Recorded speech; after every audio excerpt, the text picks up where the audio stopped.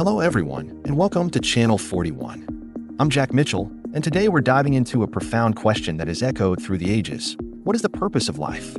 It's a question explored by the Quran, the Torah, and the Bible. For example, in the Quran it states, "And I did not create the jinn and mankind except to worship me." The Torah, in Deuteronomy 6 verse 5, emphasizes, "You shall love the Lord your God with all your heart, and with all your soul, and with all your might." The Bible too, in Micah 6 verse 8, asks, "He has shown you, O man, what is good. And what does the Lord require of you? To act justly, and to love mercy, and to walk humbly with your God." These scriptures offer different perspectives, yet they share a common thread, a call to connect with the divine. Emma, what are your initial thoughts on these scriptural viewpoints? The scriptural references you mentioned, Jack, indeed highlight the intrinsic human quest to understand our existence.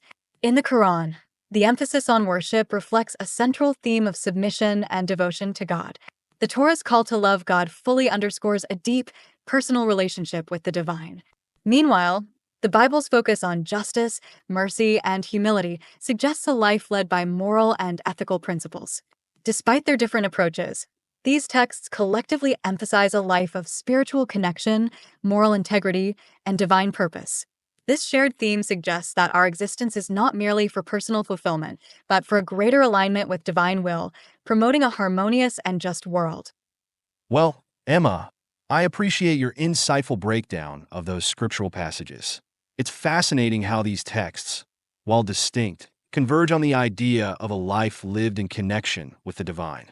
You see, the Quran's emphasis on worship doesn't necessarily confine us to ritualistic practices. It encompasses the entirety of our lives, urging us to imbue every action with a sense of divine consciousness. Similarly, the Torah's call to love God speaks to a deep, personal relationship, a bond that informs our interactions with the world. And the Bible's focus on justice and mercy reminds us of our social responsibilities, our role in creating a more equitable and compassionate society.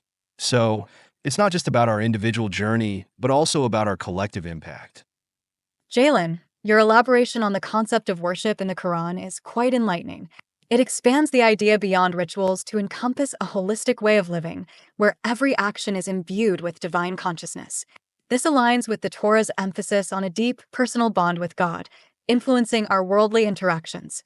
Likewise, the Bible's call to justice and mercy highlights our duty to foster a just and compassionate society. These shared values illustrate that our life's purpose transcends individual fulfillment, urging us towards collective harmony and ethical living, reflecting a unified vision across these sacred texts.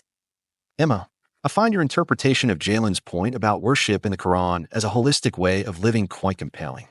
It resonates deeply with the idea of divine consciousness permeating every action we undertake.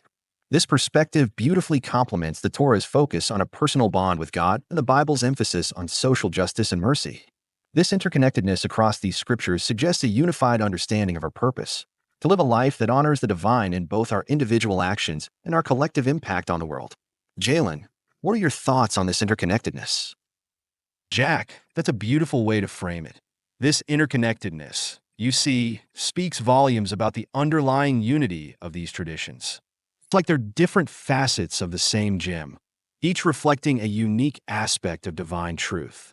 The Quran's concept of Tawhid, the oneness of God, resonates with the Shema in the Torah and the Christian emphasis on God's singular nature. So, whether we're engaging in prayer, performing acts of charity, or simply striving to be better human beings, we're essentially participating in this grand cosmic dance. You know what I mean? Jaylen, your analogy of different facets of the same gem reflecting divine truth is truly insightful. This unity across traditions is beautifully expressed in the concept of Tawhid in the Quran, the Shema in the Torah, and the Christian emphasis on God's singular nature. Whether through prayer, charity, or simply striving for betterment, we participate in a grand cosmic dance. Thank you, everyone, for this enriching discussion. I encourage you to follow Channel 41 and like and subscribe for more content like this. Until next time.